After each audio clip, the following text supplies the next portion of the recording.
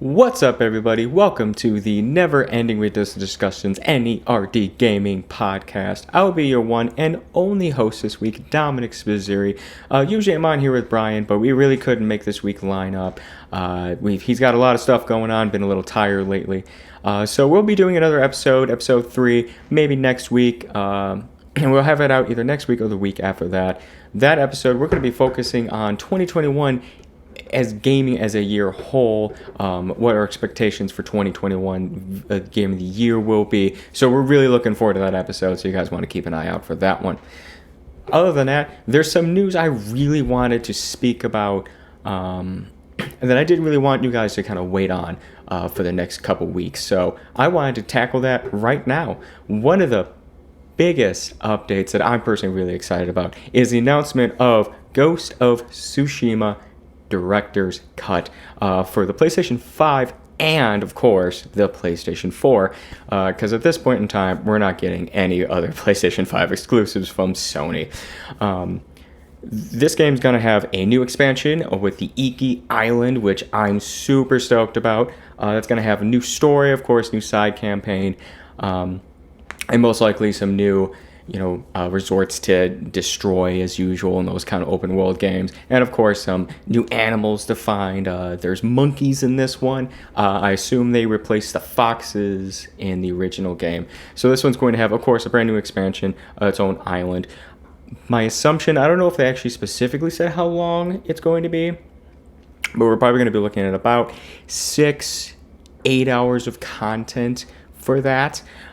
Just for that expansion alone. And of course, there's other upgrades in the PlayStation 5 version. So one of the big ones that I'm really excited about is they're going to add Japanese lip sync to the Japanese dub.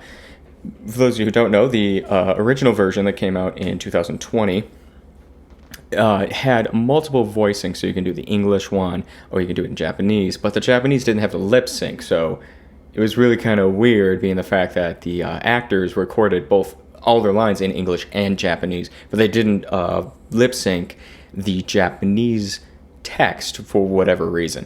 But they have that now. So when I originally played the game, I played it in English, and I also did it in color. So this is super exciting for me. I definitely plan on jumping back into this and replaying this game in the Kurosawa, the black and white mode, with, of course, the Japanese dub, and to have the lip sync in. It's going to be great. Additional updates include 4K with targeted 60, which I thought the PlayStation 4 version had while running on the PlayStation 5, so I don't really know what the difference is there. Definitely could be wrong about that one. And then other than that, it seems like just the normal upgrades for the PlayStation 5, so better load times and all that kind of jazz. I do not think we're getting a 4K ray tracing. Little bit of a bummer. The 4K ray tracing modes that Insomniac added to Spider-Man, Miles Morales, and Ratchet & Clank Rift Apart are both fantastic. I recently played through Ratchet & Clank Rift Apart all the way through in the 4K ray tracing mode, and I wouldn't do it any other way. So a little bummed by that. I don't think there's ray tracing in the PS5 version, but regardless, we're getting more Ghost of Tsushima, and I can't wait. But I'm not just going to talk about the fact that we're getting those updates without actually going into the fact that it is a little bit of a pricey update. So to buy the Ghost of Tsushima Director's Cut, if you are brand new to the game, if you want to get it for PlayStation 4, you're looking at a full price, $59.99. If you want to buy it for the PlayStation 5, again, first time, you're looking at the $69.99. So you're looking at a full $70, but you're getting the Iki expansion, and then you're getting the whole game, and of course, everything that's on there. So if you, and this is where it gets complicated, if you're like me and you have the PlayStation 4 version, you can upgrade to the PlayStation 5 version you can update the PlayStation 5 version for $29.99. So $30, which ends up at the end of the day means you spent $90 on the original version of the game and this Director's Cut edition. if you are going from the PlayStation 4 version to the Director's Cut PlayStation 4 version, so you just want the expansion, because you're not obviously going to get the PlayStation 5 updates, you're just going to get the Iki expansion at that point, you're looking at a $19.99 update. And then, also to get out of the way, if you buy the PlayStation 4 version of Director's Cut, and then later want to upgrade to the PlayStation 5 version of the Director's Cut, that's just a $9.99 incremental upgrade. So it's just the $10 to upgrade of a PlayStation 4 to PlayStation 5 version. So you do not get both if you are jumping in for the first time. And I'm not going to lie, saying those numbers out loud, as somebody who, in order to get the PlayStation 5 updates and in order to get the Iki expansion, in order to get all of it, I have to spend another $29.99, another $30. It does kind of put a little bit of a negative taste in my mouth, because I want to speak as an average Joe, as somebody who spends his hard-earned money at their day job to play these games. We don't get anything for free here. We're just a bunch of guys. We don't get anything for free here, and that does also kind of put a little bit of a bad taste in my mouth. Just knowing that if I don't play the original base game all the way through, that 10 of my dollars and the $30 in my head are going to the PS5 updates. And obviously I'm going to get those in the Iki expansion. But I do kind of see that there is some kind of pushback. I've seen a lot of negative comments and about that, saying like, hey, I should get the PlayStation 5 updates, at least the PlayStation 5 updates, for free. That everyone who owns a PlayStation 4 version can just get those updates. Maybe not the Iki expansion, and get that for free, and maybe make the Iki expansion $19.99. So I definitely understand the frustration there, and honestly, I kind of see it. Because I sit back and go, well, how long is this expansion going to be? I don't think they really said it, but in my head, I gotta assume it's got to be between 6 and 8 hours. And is that worth $30? At that point, what justifies the price? So I can definitely see why people are a little frustrated by it. And to me, I even go, darn, I really don't want to spend that kind of money. But honestly, I'm definitely going to. I'm going to check it out. I loved Ghost of Tsushima. It was my personal 2020 game of the year. So I'm really excited that they're jumping back with even more content, well-deserved content, and even releasing a PlayStation 5 version. So even if I don't replay the original game all the way through, I definitely want to jump through at least the opening section in Kurosawa mode. I want to experience that because I know that opening section is beautiful, is wonderful. I assume there's a New Game Plus mode, so maybe I can do that and just like main through the story stuff with all my upgrades. I'll have to look into that. The second big story that happened while we've been off not recording this episode was a whole big shenanigans with Abandoned and Silent Hills. The game that, well, not it. The last couple of weeks, I'm assuming anyone who's probably watching this probably is well aware of what happened with Abandoned, Silent Hills, Hideo Kojima, the Blue Box Studios, the graph of that Always Sunny in Philadelphia, and going crazy. Long story short, that PS5 exclusive Abandoned that everyone thought was Silent Hills, it's not. It's not Silent Hills. It is pretty much survival, I believe, is what the title of the game is. So pretty much all signs are pointing to Blue Box actually being an independent studio with no affiliation to Hideo Kojima. But obviously none of this is current none of this is even technically proven false yet. So I guess me saying like it's not this is maybe I'm going a little too far. But I think all signs at this point are pointing to it not being Silent Hills. But the last update that really happened was Blue Box Game had a countdown to release a PlayStation 5 app, which is going to have all these trailers for us to be like, hey, this is what Abandoned is. And I swear their title came out somewhere to be Survival, but I've been mostly just in that in Twitter. So I believe it's just still called Abandoned at this point. And then they delayed it till August. So the countdown went to 0, and then this app got delayed till August. It is just a roller coaster for anyone who's been watching this, just trying to figure out what this is. And to be honest, I want to know what it is. I own a PlayStation 5. I want to see another exclusive, especially an indie exclusive that looked pretty good for a small team indie exclusive. That game looked fantastic. You don't often get indie games with that kind of style. So it is a little disappointing that did get postponed. I'm never mad at a studio for postponing a game. But why do it after a countdown? You guys have the knowledge, right? So that entire debacle was just something which basically leads now to the even more updates. So Blue Point at this, the Blue Box Studios at this point is just kind of silent. They're working on their game, whatever it is. And now Konami revealed that we are getting at least two more Silent Hills projects. One of them being made by the developers who did The Medium, which was released earlier this year, and I believe is still the only exclusive Xbox Series S/X game. I didn't personally play it myself. I kind of read the reviews and went, I love Xbox. I have Game Pass. I have no reason not to play it. But ultimately, survival horror, not really my thing. Definitely more of an action player kind of guy, action role-playing kind of guy. And so I didn't personally play it. The game did look really cool. It had really cool concept to it. And it looks like those guys are currently all but confirmed, I believe, to be working on the next Silent Hill game. And supposedly there was another Silent Hill project. So all this is just in the wind. And this is just a big kerfluffle. There's so many lessons to be learned here. I think this Blue Box Studios needs to learn, obviously, don't ride on the coattails of a franchise that it looks like you have nothing to do with. If they do, I have so many questions, but I think at this point we can all safely assume they're not. And then with Konami, it's, guys, we love your franchise. We want to see more Silent Hills. We want to see, there's plenty of people who want to see a new Metal Gear. We want to see more Castlevania. Konami, make games. Stop making pachinko machines. Make games, please, okay? Just make more games.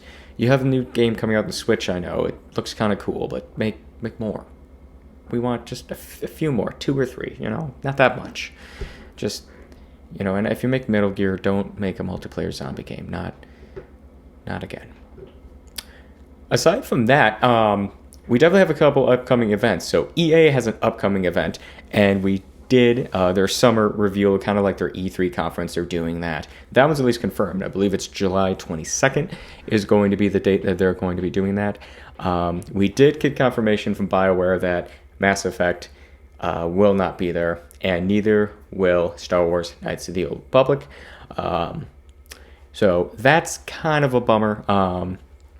But I totally get it. Mass Effect 4 at least was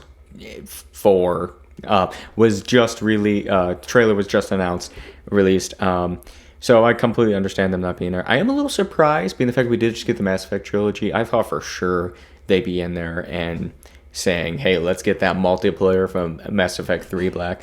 But apparently that's not going to happen.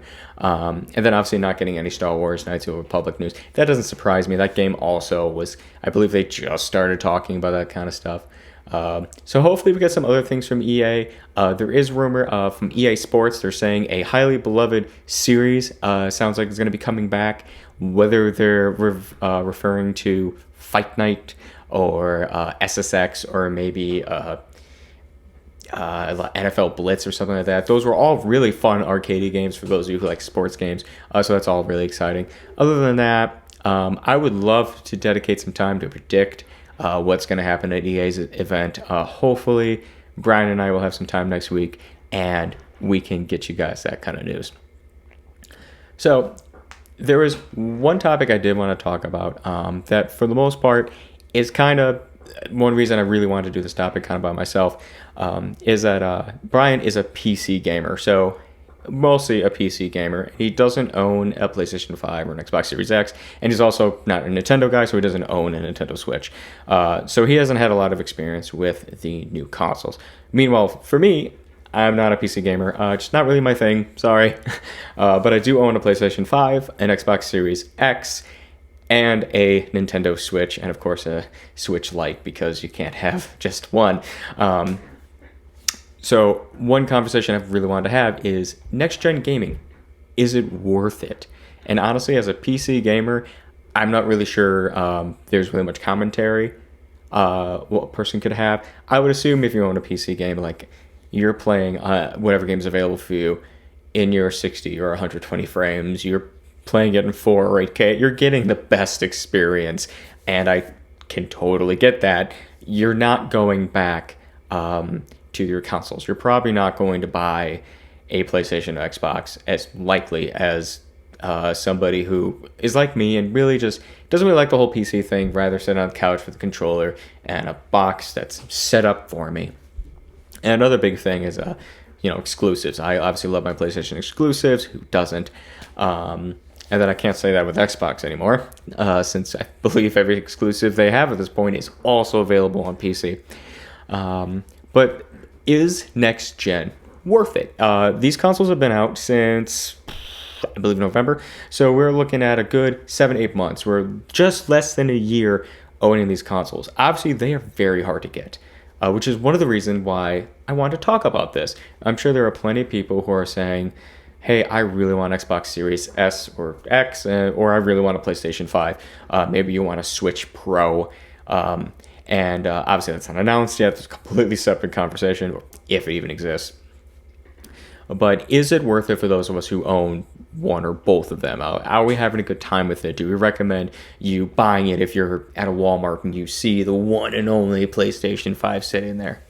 So I guess I'm going to start with my experience, honestly, with having both consoles, just playing each one individually. So I have had my PlayStation 5 the longest. I got that one on launch week. I think I got it a couple days later. And I got my Xbox Series X about a month after the launch. So the PlayStation 5 is definitely beautiful. Just visually see all the PlayStation 5 games I have played, which has been a high number of them. Immortals Phoenix Rising, I played that game on the PlayStation 5. I played pretty much every PlayStation 5 game that was part of PlayStation Plus, as well as the PlayStation 5 updates for God of War. I checked that out. Ghost of Tsushima, I checked that out. Spider-Man Miles Morales, Ratchet and Clank Rift Apart, Returnal. And those are pretty much the games I'm having probably the most, at least off the top of my head, the most experience with. I can say this: every single one of those games, with the exception of Spider-Man Miles Morales, which prior to the ray tracing 60 ray tracing mode that came out, every single one of those games run so great at 60 frames per second. If going from a PlayStation 4 Pro and jumping to a PlayStation 5 and having these games go to performance mode and just everything is so smooth, everything is just flawless in movement, and it arguably made me a better, I felt like I was a better gamer because everything is smooth.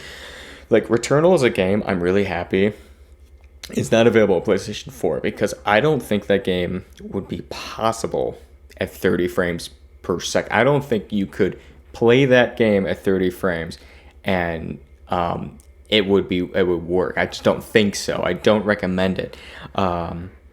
So that is one thing that's a big factor to me. So when I played games in quality mode, like Spider-Man Miles Morales was the first game I played, and that is a game I played at quality mode first. And I'm not gonna lie, it arguably was the best looking at the time, at least till Ratchet and Clank blew it away. Was the best looking game I had ever seen. These things do look phenomenal, and they play, if you're doing a focus on frames per second, really does play phenomenal. Loading times basically being non-existent is something that is super hard to go back to the Switch and play Mario Golf and hit start and then it goes to a loading screen and I actually am picking up my phone again and I'm like, man, why am I doing this? Because I'm so not used to doing it on the PlayStation 5 and of course Xbox.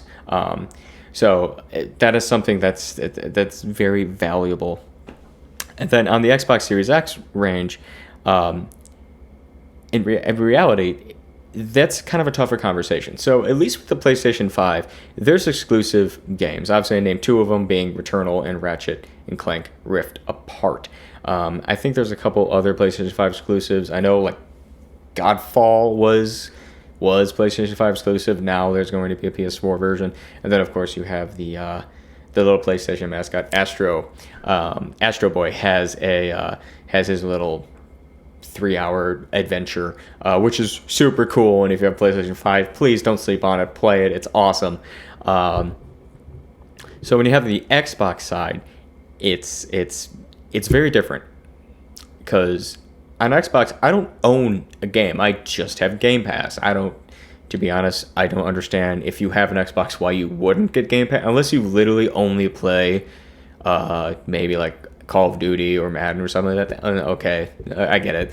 But if you own an Xbox, own Game Pass. And it's a weird scenario, because I realize on Game Pass, if you look at all of the games I've downloaded and all the games played in the past, aside from like Outriders, which is the only game I can think of off the top of my head, I am pretty much playing my backlog of games that I just never bought on when I didn't own an Xbox and I just had a PlayStation 4 and a Switch.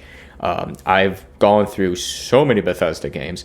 I've gone back into Titanfall 2 because 120 frames per second multiplayer. Yes. I found Ori and the Will of the Wisp, which is a complete masterpiece. So diving into these games, it's just great. And then I'm sitting here, and as I'm saying this to you, yeah, but that doesn't really say anything about next gen. And that's probably something you guys are kind of picking up on. Everything I kind of said is basically just, oh yeah, 60 frames per second, or, it looks really pretty, 60 frames per second, it looks really pretty, 60 frames per second. That's basically it. And of course, the short load times. But that being said, when I've really put it down and I've looked at my PlayStation 5 and looked at my Xbox, to be frank, I don't regret it. If you have the option and you find one and you have the money, you definitely should. I don't think there's any reason why you shouldn't pick up a PlayStation 5. And if you get one, definitely pick up Ratchet and Clank Rift Apart, and definitely check out Returnal. But when it comes to like the Xbox, you should just buy Game Pass. But to be frank, I'm just gonna be real. The upgrading your PlayStation 4 to a 5 is, in my opinion, more worth it than upgrading your Xbox. If you have an Xbox One S or Xbox One X and you really want an Xbox Series S or X, again, if you have the money and you find one, definitely do it. It's definitely worth it. But also, if you're just doing it to do it, it's not really worth it, to be honest. It's the 60 frames per second modes and stuff like that is definitely great. I never want to go back, of course, but I don't think it's necessary.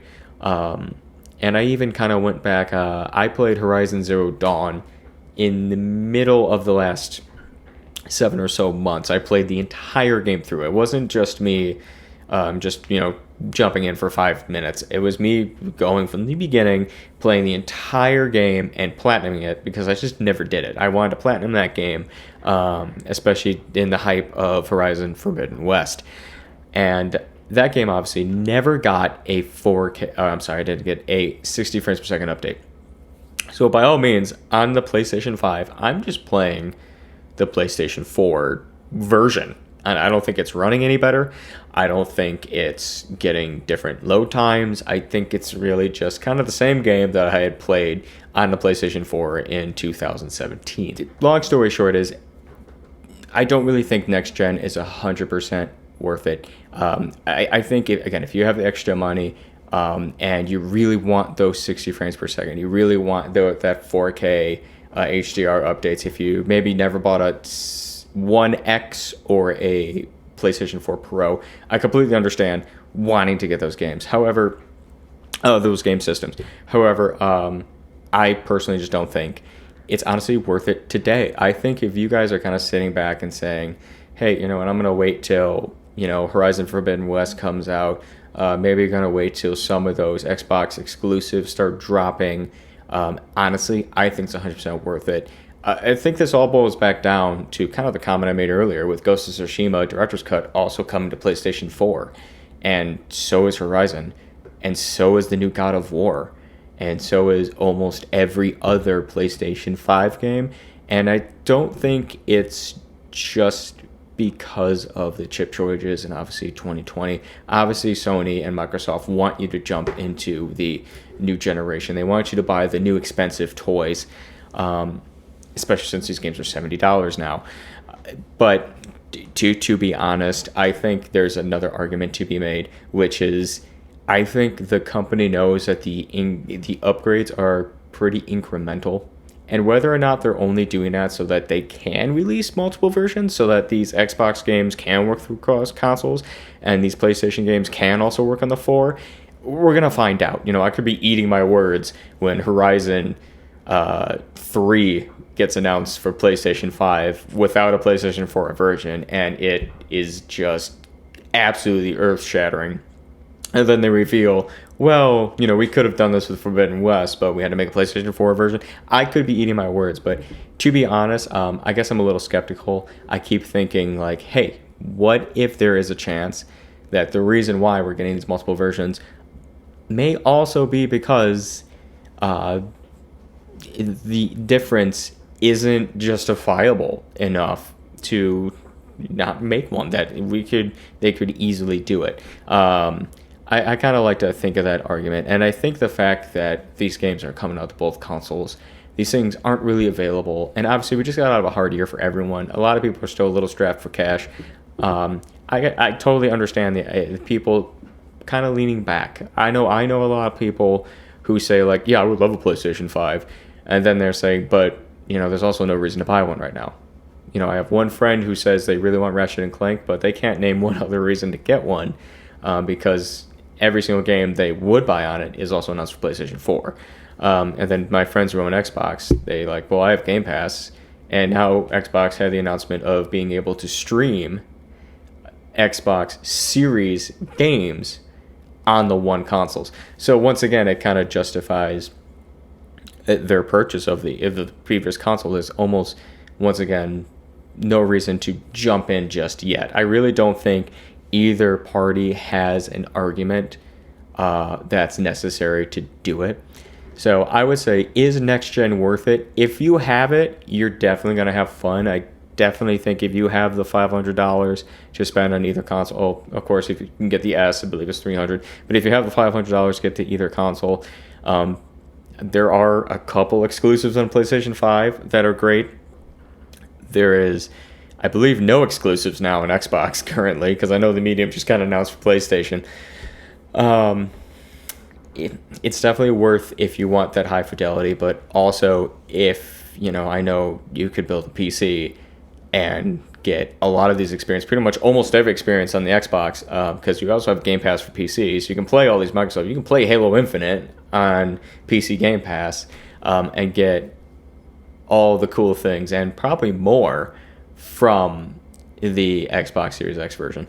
So, to be frank, unless you're like me and you're just a diehard console guy, you don't really want to mess around with PC gaming, and you really like your exclusives and you want to be in the know and you want to talk about it now, and obviously I have the spare money to do it, you could definitely jump in. You're going to have fun. It's going to be worth it for you.